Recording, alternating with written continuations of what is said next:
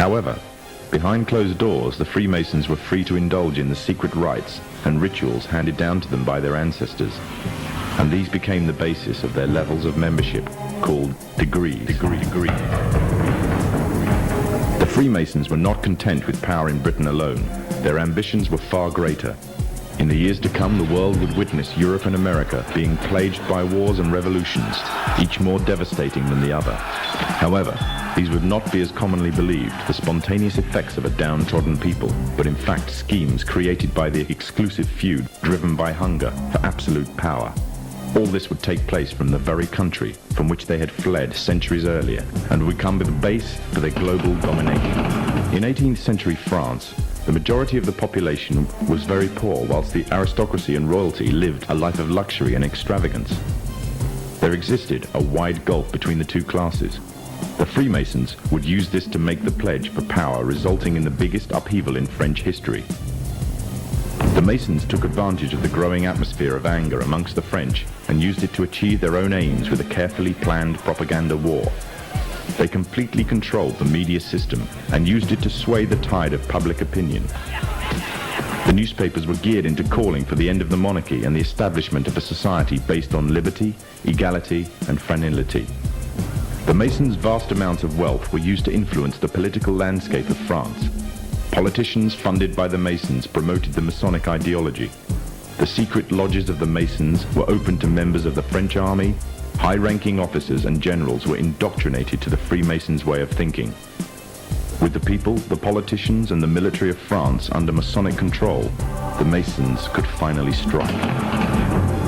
On the 14th of July, 1789, a group of people stormed the Bastille, a prison in Paris. This sign of resistance against the French authorities triggered off a massive response all over France. People in villages and towns expressed their hatred for the system, symbolized by the monarchy. But it was not until 1793 that the French anger would be cooled. On the 21st of January of the same year, King Louis XVI was beheaded in front of a crowd, heralding an end to the French monarchy and paving the way for another Masonic-controlled state in Europe. With the monarchy gone, it seemed as if nothing stood between the Masons and complete control of France.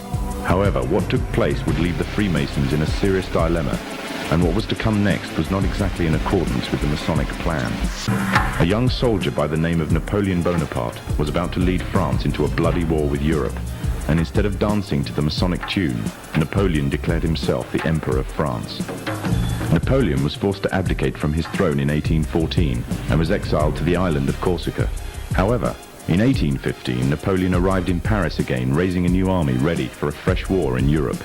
The Masons had a big problem on their hands.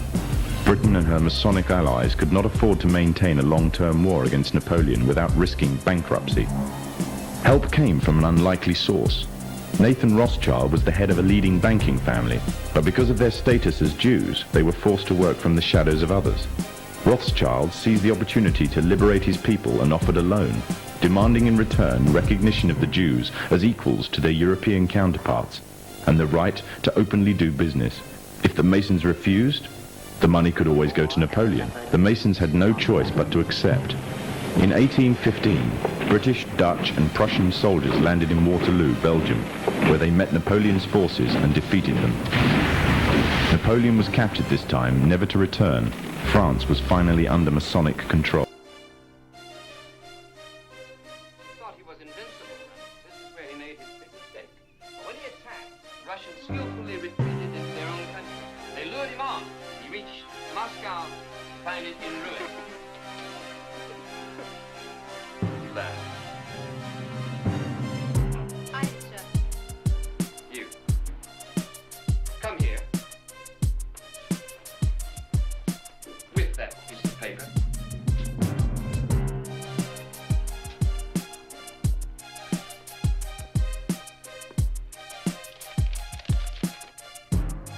So we have not class. What's wrong, Thorne? Am I boring you? You, of course, know all about Napoleon's campaign. Something about them, sir. Do you now? How many men did he lose on the march to Moscow? 450,000, sir. The Russians played to surrender until the winter set in, and then he began his disastrous retreat. Despite Marshal Ney's heroic rear guard action, the Grand Army 50,000. Date. 1812. He was deposed as emperor in 1814. And then?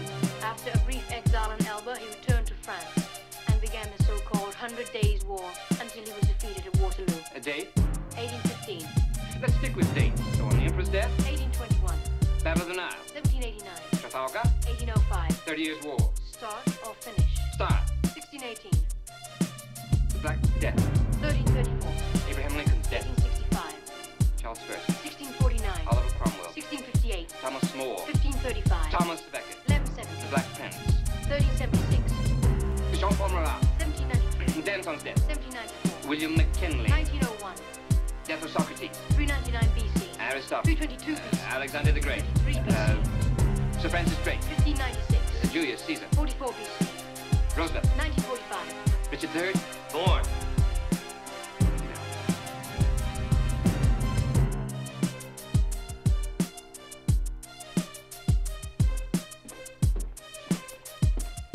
Outside. What are you trying to do?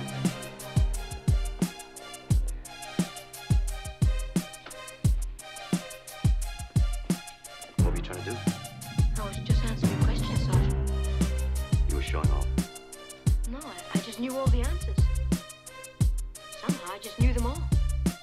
You mustn't attract attention. I wasn't trying to. I just The felt... day will come when everyone will know who you are, but that day is not yet. What do you mean, who I am? Damien, there are things you don't understand. Read your Bible. In the New Testament, there is a book of Revelation. For you, it is just that, a book of Revelation. For you, about you. Read it, 13th chapter. Read, learn, understand. What am I supposed to understand?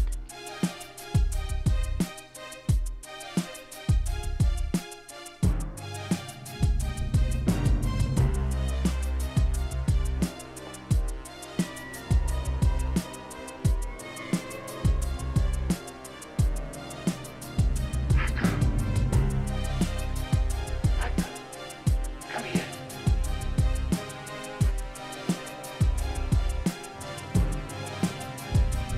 Look. There's him.